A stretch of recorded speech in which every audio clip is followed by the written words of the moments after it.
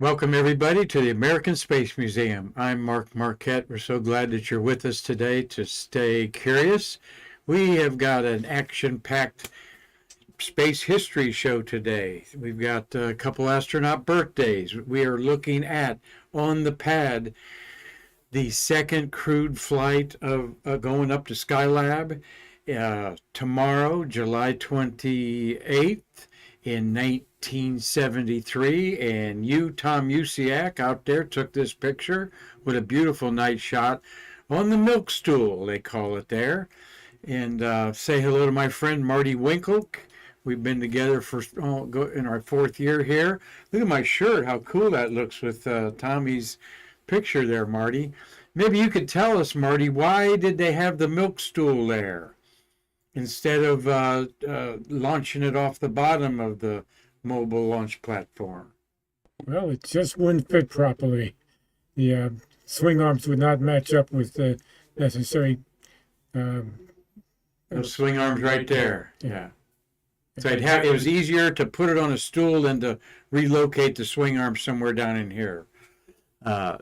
Marty, of course, knows that because he worked on the Apollo program, and we've got Apollo 15 headed to the moon in 1971 right now with the first car to drive on the moon, and we're going to talk about that tomorrow, tease you a little bit with it today, and we're going to look at the return to flight with Eileen Collins, who we always love talking about as the commander of that important flight. We're going to talk about SMEAT. All right, so we'll tease you with that. Let's kick it off here, but I just got a comment again. Beautiful shot there, Tom Usiak. He was his first accredited job we're going to brag about was Apollo 15. So stay tuned for that here in a minute. Some happy birthdays out there. Yesterday, 2 ISS expedition commanders named Bill were born on July 26th, and that is Bill Shepard and Bill MacArthur. And Marty, we've had the pleasure of seeing both of them speak in front of crowds at the Kennedy Space Center Visitors Complex. Here is Navy Captain Bill Shepard. He was born in Oak Ridge, Tennessee on July 26, 1949. He's a Navy SEAL. 4 space flights, STS-114 in 1988, 41 in 1990, 52 and 92, and then he flew the Soyuz spacecraft and was commander of the first expedition crew of the International Space Station with 2 Russians, Kirkorov and forget the other one's name because it's not as fun to say as Krikalev, right, Marty? There's Bill in that Orlan suit of the Russians up there, the Soviet Union, and great guy. He had a lot of good stories to tell, didn't he, at the 10th anniversary of Atlantis. He was one of the more engaging of the 6 astronauts, Marty. Yeah, I thought he had a great sense of humor. Yeah, he did. They had a lot of scatological humor they were sharing. Okay. In fact, the story he told quickly was he wanted to kind of pull a trick on his commander in the space shuttle. So we learned this in the bathroom on the space shuttle. You do number 1, you number 2. Well, number 1 has a fan setting, and number 2 is a higher fan setting. And so he took off a piece of sausage and floated it up in the command module and whirling the number 2 fan to get his commander to think that something had caught loose there in the bathroom. So quite a prankster. A lot of astronauts are. We love to see more of Bill Shepard on the Space Coast. Well, the other birthday guy we've heard talk 2 or 3 times. This is Bill MacArthur, born in Laurinburg, North Carolina on July 26, 1950. He grew up in nearby Wauchula, North Carolina, a U.S. Army colonel. He was a veteran of STS-58 in 93, STS-74 to the Mir Space Station. And in 92, he did 2 spacewalks. And then he was also an ISS commander on Expedition 12 in 2005, about 5 years after Bill Shepard did it. So he's got 160 days in space. MacArthur's got 225, and Shepard's got 160 days in space. So, two guys named Bill, two space commanders, two great guys, and we wish them all a happy birthday. MacArthur 73, and Shepard here turned 74 yesterday.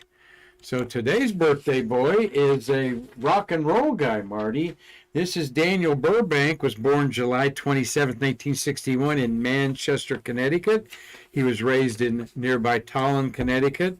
Captain Burbank is a veteran of 2 space shuttle missions, and he is the second Coast Guard astronaut after our friend Bruce Melnick. And I texted Bruce Melnick that, Marty, as if he wouldn't know. Maybe he doesn't know his Coast Guard buddy is a 62 years old today for Dan Burbank. And there he did an EVA on his trip to space, a couple of them. He was commander of STS-30 in 2012, 188 days in space. Twice he was on orbiter Atlantis. But really, probably more importantly, is that he's the guitarist and lead singer for the all-astronaut band Max Q, and former member of the Idlers, right? And that's Weatherby in the background beating the drums back there. 6-time flyer, 5-time commander, Weatherby. So Burbank's also an egghead professor of astronomy, aerodynamics, and statistics and engineering at the Coast Guard Academy. So he served as a professor there. So rock on, Dan Burbank, on your 62nd birthday. Hope to someday bring the all astronaut Max Q band here on the Space Coast. That is one of my bucket lists to do for our American Space Museum and you space lovers of the shuttle program. Well, thank you, Carlton Bailey, our friend, partner here at the American Space Museum. He's been out there at the yes, thank you. He's been out there at the Space Coast, our rocket garden out there. There is the Falcon Heavy on the pad. They stopped the countdown about a minute before blast off, a little after 11 last night. And every picture tells a story, Marty. And of course, Carlton has been doing this for over 40 years, chasing rockets out there. But look at the patina on these 2 used Falcon 9 rockets on each side. This is launching the heaviest payload ever. Heaviest communication satellite ever. SpaceX called off the launch of the Falcon Heavy with the Jupiter 3 EchoStar 24 satellite 1 minute and 5 seconds before liftoff. This had been a little after 11:03 last night. They're going to try again tonight, and they're also going to try to do one at 10:20, I mean. A Starlink is scheduled for around 10:20, and 44 minutes later, this is supposed to go off tonight. Weather is horrible all day. We've had a rainy day here on the Space Coast. But this giant rocket, consisting of 3 Falcon 9 boosters strapped together with a single upper stage, was erected Wednesday at 1 a.m. out there. And it comes back on a strong back. But before I leave this picture, show you that strong back, just look at these. I tried to find out how many times each of those side boosters have been used. A bunch, as you can tell by the kind of kerosene burn off of that. And this is what they call the strong back. Carlton's photograph of the pad 40. This is to the right, south of the VAB. And this is the back side of it. And it actually goes out to the pad laying horizontal, and the strong back whips it up to make it vertical up there. And that is one of the things that falls away right before launch as they're fueling this baby. They got the fuel in it. It was huffing and puffing. You see that hydrogen just flaming off of the thing. Not flaming, but the liquid oxygen is with the RP kerosene rocket fuel. Good close-up there. Thank you, Carlton Bailey, for sending me these pictures. They even reused the fairing, Marty. Look at the fairings that have been reused. Now this is the customer is or as HughesNet satellite internet service for nearly 80% of the population across the Americas. It is a 9 metric ton satellite. All right. So this is the heaviest commercial satellite ever launched. All right. So everyone wants to have their eyes on that. And I've got my eyes on what it looks like in space. Couple concepts of this that kind of keep it under hats exactly what the configuration is, because these are kind of like spy satellites are configured like this too. But I read that each one of those panels there is not just a solar panel for energy, but has other properties, are the size of a football field. Okay, so each side of it is over 300 feet. And then you've got the big bus or the big communications system there in the middle. So about a 40% chance of getting this baby off tonight. So Carlton, don't burn up all your gas going in and out of there, okay? But we will show you pictures when he does get the night launch of this, and you're just going to see a beautiful flame there. But thank you, Carlton Bailey, for sharing these pictures as always with us on Stay Curious. And we'll get Carlton in the studio here, Marty, real soon. We clean him up, and he can talk some about his exploits out there, as we've had him on a few times. Well, what else is going on is extra. Read all about it. Another great friend of ours we want to brag about, ASM partner Tom Usiak, covered his first launch of Apollo 15 for his college newspaper called The Snapper. All right. And we published this on Facebook. And here's what Tom had to say. Quote, "It was the morning of July 26, 1971, when Apollo 15 with a moon car was launched on its voyage to the moon. This was also my first time," Tom Usiak says, "as an accredited member of the news media. I was there representing Millersville State College as a 19-year-old wannabe. At the time, I thought this was a one-and-done thing for a young man from Lancaster, Pennsylvania." And he goes on to say he made contacts over the years with people. He actually went to another launch we're going to show you, the launch of Skylab behind me here. He took this picture of the second crewed launch of Skylab, led by moonwalker Alan Bean. But cool to look back at this, Tommy. And he says, thanks to all that made it possible. Tom and his brother and other friends like Steve Nolte have covered more than 70 shuttle launches and many uncrewed, unmanned launches at Kennedy Space Center and Wallops Island. So we're going to show you his pictures there of the Apollo 15 blast off. All right. Now, bear in mind, Marty, he's a college student, so he can't afford the color film. All right. He can only get the black and white film. Can't afford that color stuff. But what an outstanding shot there. My gosh. I didn't ask Tom what millimeter lens he had there, but that's a gorgeous, and it looks gorgeous in black and white. And up at in the curved, the tapered area there is Marty's Grumman lunar or not Marty's, of course, but Grumman lunar module number 10. Wasn't the tail number on that 10? 15 was 10, 16, 11, and 12. And it was supposed to be number 9, and we're going to show you number 9 hanging when it was hanging up at the Kennedy Visitors Complex, and tell you why it didn't make it. But it's the real deal. So Tom loved us always to share your pictures, and we're going to segue to that. To his, look at that gorgeous shot there, and then he got up close like that. You know something about the Saturn V crewed launches, Marty? Every one of them was launched on time. They never had a time delay, correct? Down to the, they may have had 30 minutes or something like that on 17, I think, was delayed for 30 to 60 minutes. But they never had to scrub, I think is a proper thing to say. Am I correct? Do you think about that, Marty? I really don't know, Mark. I never thought about that. Yeah. You're probably right. Well, once in a while, I'm right. But yeah, I do think they never scrubbed, and that's kind of cool.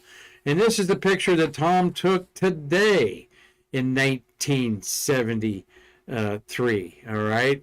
So we don't want to think about how long ago that was. But look at the milk stool. Look at this. That's the, I learned that the acronym is LUT on the right, Launch Umbilical Tower. It has the red structure on the left is a service structure. Not sure what that acronym is, Marty. I'm sorry. The service structure on the left. MSS, Mobile Service Structure. Mobile service structure. That makes sense to me. And the milk stool. All right. And I just can't believe that's holding that heavy Saturn 1B rocket and everything else involved in that. But that was the view that Tom took. When he photographed this, he didn't even know he was going to come back and do this. So, and then witness more than 80 launches here on the coast. And that's why we chose it as a beautiful background to share with you all here on Stay Curious today. Okay, let's go to, there's a close-up of that, and the whole structure's up there, going up to the service structure in there. So, well, we want to talk a little bit about the SMEAT program that on July 26, 1972, okay, 51 years ago, astronauts Bob Crippen on the left, William Thornton in the center, and Carol Bobko, that is K. Carol Bobko, they called him Bo, embarked on a critical Skylab mission that never even left the ground. This was the Skylab Medical Experiment Altitude Test, or SMEAT. And we got a question, Marty. No, I have a comment from Tom UCI. He said Apollo 14 was delayed. Apollo 14 was delayed. Okay. Thank you, Tommy, for correcting me there. All right. And good. That's good to always be factual here, as we are a space museum. So we got the SMEAT guys here, and this was 10 months before the May 25th launch of the first Skylab crew. And the idea was to obtain a baseline medical data on this crew and to test some of the experimental hardware and procedures planned to use on board the space station. All right. The first crewed launch was 28 days. And then about a month after them, tomorrow we launched the second crew. Well, these guys spent 56 days, all right, in a simulated chamber, confined to a test chamber compared to orbiting crews in Skylab living in 0G. What they did was they lowered the pressure inside to 1/3 barometric pressure on Earth and 70% oxygen level. And they had closed circuit TVs inside for the crew. They were confined in there. They didn't come out. They couldn't come out. So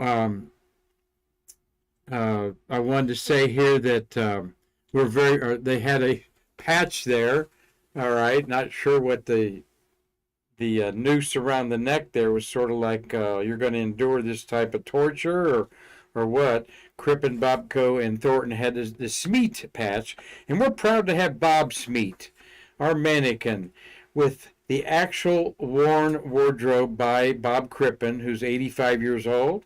At the bottom there, you even see we have Cripp's handprints in bronze to celebrate the 5-time shuttle pilot. Of course, he's commander 4 times and pilot once.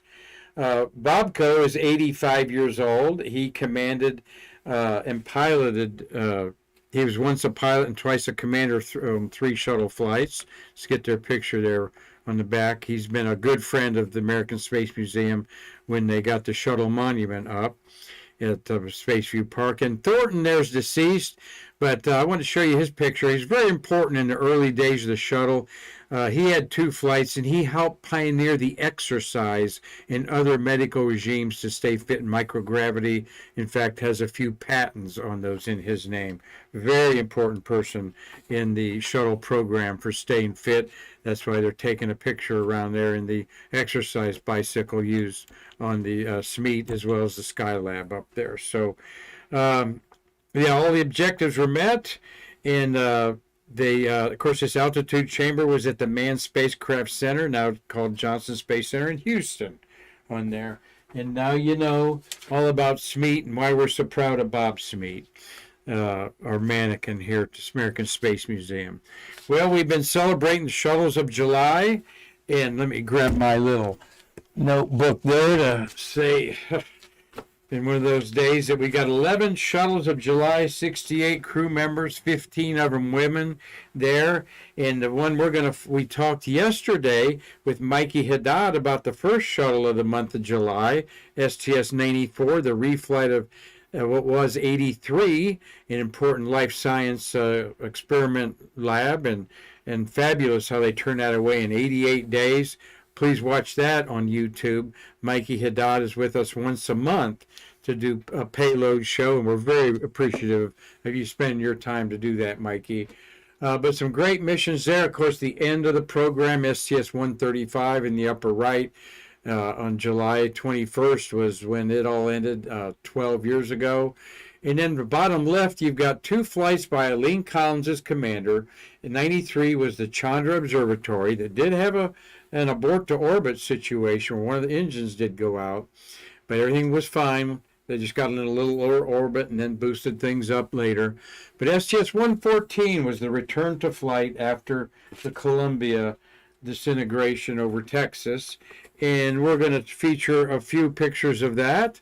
Again, thanks to, well, first let's thank again CB, Carlton Bailey, took this group of 3 shots there. Yeah, Marty, my big head was in the way there of one of them. See, I couldn't see one of them, all right? Yeah, there's definitely 4 pictures there that Carlton had, a quad of photos. Excellent shot there. That's his remotes going off. And it's no coincidence that a professional like Carlton has that beautiful palm tree in the foreground there to add some dynamics to that picture. And then here's the walkout that we have in the American Space Museum, where this is one of my favorite things in the museum. There's Eileen Collins on the right, okay, and her pilot was James Vegas Kelly. Charles Camarda, he was one and done on that. Wendy Lawrence, we've seen her out at the Space Center. Andy Thomas, Steve Robinson, and Soichi Noguchi are the other astronauts in the walkout there. Space Shuttle Tire to the left there. We've got, you see hanging on the wall, a couple artifacts of Space Shuttle underwear for EVAs, up there. So, but we've always had this big mural of Eileen coming there. We've never had any of these astronauts come in the building to see that. But we do have her handprints. We're quite proud of having Eileen Collins' handprints in bronze, the first female pilot and commander. No other country has orbited the Earth with another woman pilot or commander, except for the SpaceX pilots. And we had coming up is Jasmine Mowgli, a Marine. She'll be the pilot of the Crew 7, and the Crew 5 pilot was a woman, and that is escaping me at the moment, Marty, with a brain hemorrhage there. But we've had other female pilots, just and commanders of the space station, of course. Again, having a brain moment there, so don't get it on me about that. She's not the only one, but Pam Melbourne was a commander of a shuttle and a pilot, but she's something special being the first and commanding the return to flight. All right, let's talk about the symbols of the return to flight of this patch. Quite a unique patch. The design of it does have the orbital outside there on the patch, so it makes it kind of a weird patch to own. The patch design signifies the space shuttle return to flight and honors the memory of the STS-107 Columbia crew. The blue shuttle rising above Earth's horizon includes the Columbia constellation of 7 stars, echoing the STS-107 patch and commemorating the 7 members of that mission. The STS-114 crew will carry in memory of their friends on Columbia and their legacy into Earth orbit. The dominant design element of the patch is the planet Earth, which represents the unity and dedication of the many people whose efforts allows the space shuttle to safely return to flight. Against the background of the Earth at night, the blue orbit represents the ISS and the EVA crew members named on the orbit. The extravehicular activity, the spacewalkers, Noguchi, Robinson, and Thomas. The red sun on the orbit vector signifies the contributions of the Japanese Space Agency to the mission and to the ISS program. The multicolored space shuttle plume represents the broad spectrum of challenges for this mission, including space shuttle inspection and repair experiments in the ISS resupply and repair. So they landed August 9th, 2005 at Edwards Air Force Base. And so beautiful patch. There's a beautiful Tommy Usiak and his brother Mark combined with equipment by Steve. And they, what did we got? 6 panels, 2, 4, 6, 8, 9 panels there. Okay, Steve Nolte, also one of the technicians involved here. That is gorgeous, Marty. That should be a rollout poster that we sell here at the American Space Museum, start to finish there. So another beautiful job, and we're coming full circle with Tom Usiak taking his first photograph and then being credentialed for the Apollo 15 launch in 1971, and then in the 2006 taking this picture. Not 2006, 2005 taking this picture. Quite a career you've had there, Tom. Beautiful. Here's a typical at the pad shot. You see this on a lot of the missions, but they still stir me to see the beautiful blue. I call them blue diamonds, and I forget what the correct term is. Mock cones. Mock cones, thank you. Mock cones, all right. We learned that from Kevin Hostrasser.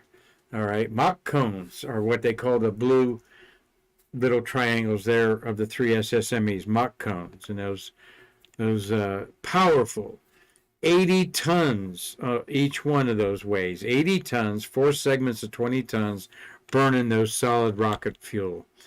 A bird was impacted by this on the cone, all right? Turned sideways at this launch. They see the bird hit and roll off the cone. And there's an aircraft bird strike avoidance radar was something that I pulled off the web that I think we talked to someone about that, and I forget exactly what that was all about.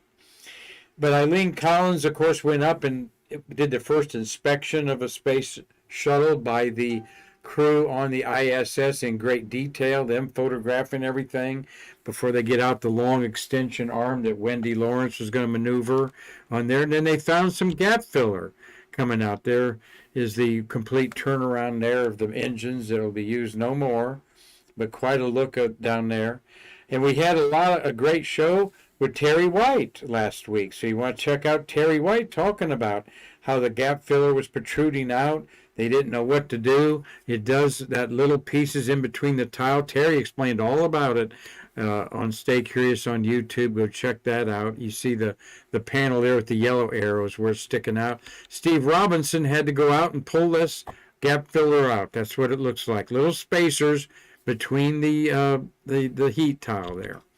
And there's Robinson in space up there. So, well, Marty, that was quite a look at some of the current events of the going on related to the past. And we've got Dave Stange and his granddaughters watching today. So appreciate that, Dave. He said they had some bad weather up in Michigan. Robert Law's watching, Space Monkey, Gary Gerald, Laura Mendez. Thank to have all you on board. We got Larry Pushkars up in Michigan, Christopher Mick in Wisconsin, and Bill Whiting and Carlton Bailey watching us today. So bragging a lot about Carlton, and hope you don't get wet out there waiting around for a rocket launch tonight, Carlton. But Apollo 15 was launched, as we showed you our friend Tom Usiak's photos of it. And we want to tell you what that mission patch is all about. 3 stylized birds flying over the lunar surface represent the 3 astronauts. The lunar landscape depicts the targeted landing site of the Hadley Rill at the foot of the Apennine Mountains. The shape of the Roman numeral X SV-15 is visible in the crater formation on the moon's surface. That's on the right-hand side, right up there, behind the stylized birds, okay? Italian dress designer Emilio Pucci came up with the design, and artist Jerry Elmore created the finished art, all right, with the crew's permission, I'm sure. Very simple patch there. That was a thing that they got away from the Roman numerals. And Apollo 12, Apollo 11, Apollo 13, all had, Apollo 11 didn't have Roman numerals. Apollo 10 did on their patch. 14 did not. They used Arabic. So this crew wanted to put the Roman numerals in there, and it's on the right side there. You can see V and X, or X and V in there. So in the shadows of the craters. The patch, it really looks cool. Here is the crew. James Irwin on the left. You have Irwin and Al Worden, and of course David Scott. They had their Corvettes that they leased for $1. So they got their Corvettes with the first moon car that David Scott and Jim Irwin rode for about 17 miles. All right. They brought back, they landed on July 30th, okay, 1971. We're going to talk about the Apollo 15 a lot tomorrow with a half a dozen other space events that are going on. Incredible day in space history, July 28th. But America lands for the fourth time on July 30th, 1971 at 6:16 p.m. Eastern Daylight Time. There wasn't even live coverage of it. The public had become so numb to it. Of course, there wasn't any CNN or any of those Fox 24-hour news stations in 1971. And we'll talk a lot about it. Scott is age 90. Worden died in March 2020 at age 88 after a stroke. Irwin passed away at age 91. Irwin passed away in 1991 at age 61 of a heart attack, the first of the 12 moonwalkers to die. So Scott joins Buzz Aldrin, who's 93, Charlie Duke, and Harrison Schmitt, who are both 87, is the only 4 of 12 moonwalkers alive. But quite a cool picture. As you notice, their stripes are different. All right, Irwin's got white on black, Worden black and red, and then on the black car, you've got the white and red stripes. For the commander, David Scott, this would be his third trip to space, having done Apollo, supposed to do Gemini 8 spacewalk that he didn't do because of the emergency of the thruster, and him and Armstrong making it back safely. And then he was on the Apollo 9, important shakedown in Earth orbit of the lunar module, and they returned to Apollo 16. We'll talk about that tomorrow. Al Worden did a spacewalk to deploy that satellite. He didn't deploy a satellite. He did deploy the satellite, but he retrieved film from the cameras used in the orbiting sim bay. Al Worden in the middle, Dave Scott on the left, Jim Irwin on the right. And this is what they were looking like as they separated for the lunar landing. However, 1971, they were connected 52 years ago with the command module and the lunar module there. This is what Apollo 14 was going to land on, but they bumped up the use of the rover. All right, because 18, 19, and 20 were eliminated, they wanted to use one of the rovers that was going to be for Apollo 16's rover for Apollo 15. So they ended up, this is the real model that Apollo 15 was going to use without a rover, and it is now standing, it is braced at the end by structures, because as Marty pointed out, it's made for 1/6 gravity, so it would collapse on itself as if it hadn't, just to put it on its pads here on 1G on Earth. But it's at the end of the Saturn V rocket out there at Kennedy Space Center. And I think I'll go out there this weekend, Marty, and see it. I've been hankering to see the Saturn V. We get out there. You have to ride the bus out there, though it's a great trip. It still takes 15, 20 minutes to get out there and then back. And but there it is on the moon. It was quite an incline. The lunar rover was actually on the other side of this, so there was some worry about it actually getting down in the way it folded out. And we will be sharing with you the landing site. I think is the most extraordinary of all 6 landing sites. Dave Scott and Jim Irwin popped over the Hadley Mountain and landed beside a lava tube that had collapsed during some part of the 4 billion year era of lava on the moon. And there's the sites and where they went on there. And we are going to talk about our good friend Doug Forrest out there in LA. Thank you for watching today, Doug. This is a piece of his artwork of Apollo 15 on the moon. And he has another view of this on the other side of the rover that you'll want to see tomorrow. Just stay curious with. But Doug Forrest, a graphic designer in the industry out there in Los Angeles, and a fabulous pencil artist, as you can see here. So Doug, get ready to process those orders we're going to process for you. Marty will also be showing off your Endeavor beautiful pencil drawing that he has. Many astronauts have autographed around it. So Marty, thank you for a good Streamlabs show today, and I think that's just one of the most beautiful backdrops we've had up there. Thank you, Tom Usiak, and your brother Mark, and Steve Nolte for being such great partners, the American Space Museum, as well as you, Carlton Bailey. We appreciate you all doing what you can to help our nonprofit get out there in the world. We met the Usiaks, then we met Bailey, then we met lots of you down the line, including Chris Calley, another fabulous artist that we tout on our show a lot. So until tomorrow, when we're going to try to have a lot of space history, but I'm going to bring you some future moon stories also, as Stay Curious wants to stay in the future as much as we can.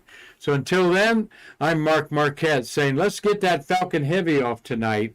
Both boosters are landing, and we want to see that happen.